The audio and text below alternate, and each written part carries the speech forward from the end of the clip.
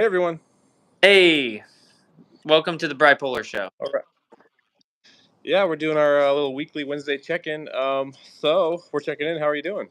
I'm doing good. I'm tired, man. I worked 90 hours this week. It was a record. Wow, did you get overtime at Taco Bell? Yeah, 10 hours of it. Wow, Yes, that's nice. 50 hours at Taco Bell, 40 hours teaching, and I didn't sleep super well because I after our last Wednesday check-in, I had sort of a manic episode, so I went 2 days without sleep.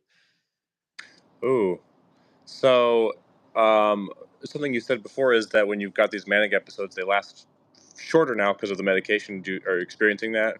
Yeah, it was 2 days, as opposed to, like, a week or week and a half, and I was just super wound up, in my head. I actually did a Instagram, and YouTube short about, like, while I did my burpees. I did them at, like, 3 in the morning in the middle of a field in, like, 29-degree weather. I was like, "I'm going through a manic episode right now," and it was funny. Those got decent traffic and conversation. People are like, "Really?" Or, it got some traffic. It was nice, but as far as, like, going through it, it was tough because I crashed pretty hard on Friday, and I had to work 16 hours on Friday, and I was just, like, dragging. So that was one of the things I kind of wanted to talk about today. Is what are some of your signs? Because there's obvious, I'm sure, signs that you are fully manic or in a deep depression. But what are those little signs that like you might not notice or like looking back, like okay, that should have been a signal that I was headed in one direction or the other. Circular thinking, if I'm manic, right? So, like, normally, there's a sticker shock value with everything that happens in your life.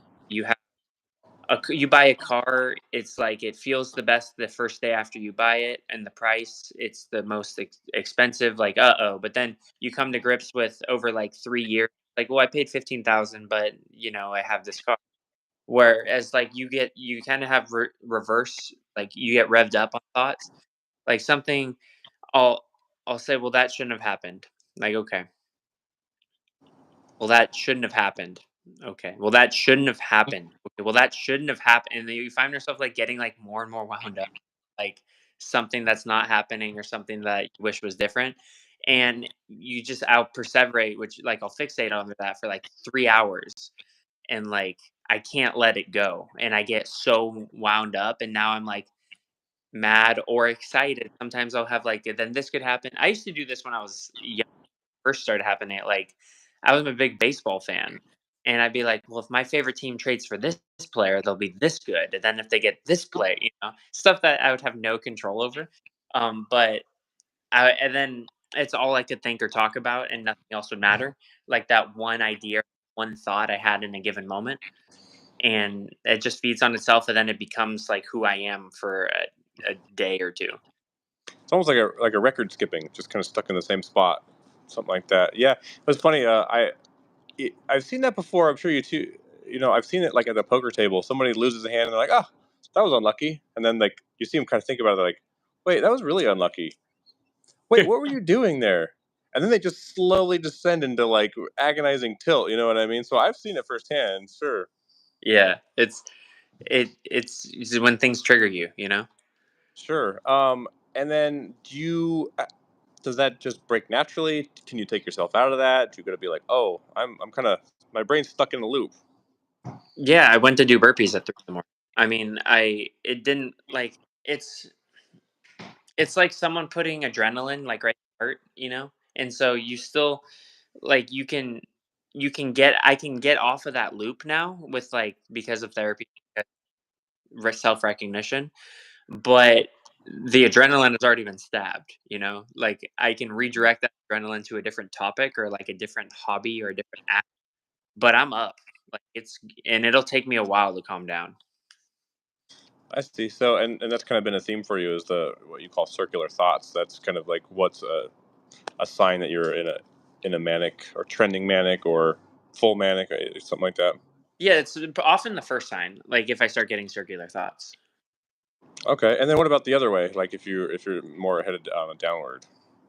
If I'm just getting depressed, then the answer is usually I stop eating. So, like, if like it'll be like 9, and I'll be like, "I'm not that hungry," and then it'll be noon, and I'll be lightheaded, but I still won't be feel like eating, and then it'll be like 6 p.m. It's like, well, I should probably eat today. Hmm. Okay. So it's interesting because they seem like such simple things to be aware of. You know what I mean? But I, I think with this stuff, it's just easy to just not even notice it in the moment. Well, I wrote about this in my blog about how you have like the brain tells the body what it needs to for survival or for health, you know? And there's like it's like a little DJ in my like in my head I picture like a little DJ like mixing should know like a little bit of this, a little bit of serotonin, a little pain, a little, to keep you safe and healthy. But when you're bipolar, you go through stretches where like just one of them's like turned all the way up and the others go like pain, for example, like we're gonna ignore that. And pain's super important because if you didn't have pain, like I could grab a skillet that's hot and I get reflex to drop it. But if I don't have that reflex because the pain's reflex is gone, my hand might just melt, like, or I'll get blisters and get infected. There's a lot of negative. Yeah, So that's pain's a really important thing. It sucks, but it is an important, like, for especially for survival.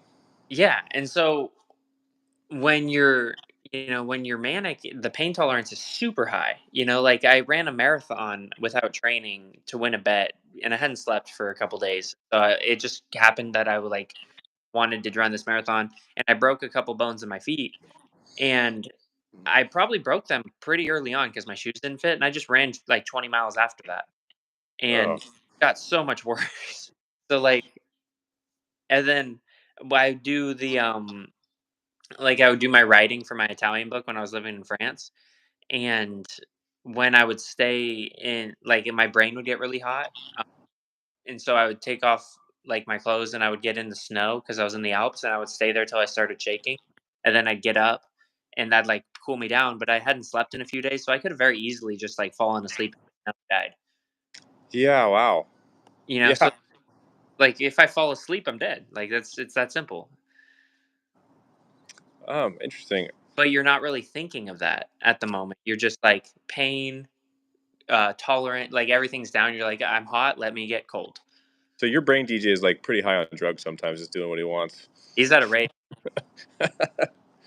Yeah, so interesting. So, do you, and just one more follow up question with that. Do you find like new things as you go, like, oh, I'd never thought about like that might be a sign that I'm kind of trending manic, or there's pretty classic what you stick to and what you know about yourself? I'm sure there will be more as I get older and more refined in my ability to self diagnose. But those are I really just stick with those right now. Okay, interesting. And then this is unrelated, but you seem like a pretty fair skinned fella. I can't imagine the sun likes you a whole lot. I do get sunburned fairly easily. So, walking across Africa, like this seems like a kind of actually a major concern. So, what's your plan with that? Long Okay, so it's a major obstacle. Maybe that and water are my people tell me all the time, like, are you worried about getting murdered? Are you worried about getting eaten by lions? Like those are way down the list. To me, it's sun and water. The first few months, it's gonna be their winter, so it's gonna be a weaker sun. Okay. Um, but the plan is to go long sleeves, big ol' hat, grow my beard out, protect my head, like long pants, trousers, and shoes, like just cover everything. And I'm assuming there's a way to do that because that sounds like it's hot dressing like that.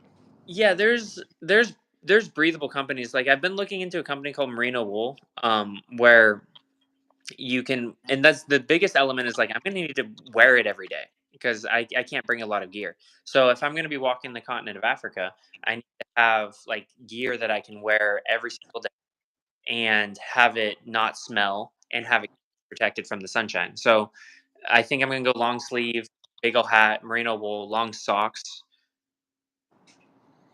Okay, and so you're not going to use like sunscreen or anything. I mean, I'll bring it, but like I'm not trying to carry liquid weight. Yeah, yeah, that makes sense. Yeah, it totally makes sense. It's funny. You're like a real social media influencer. Like, well, let me tell you about my skincare routine. I know nobody asked, but I want to tell you about my what I'm doing for that. Yeah. No, I'll have to. I'll have to take care of my skin because I don't want to get skin cancer. Yeah, I just cut it out, right? That's what that's what they tell me. It's yeah. I know very little about it, but I don't know any of the big C.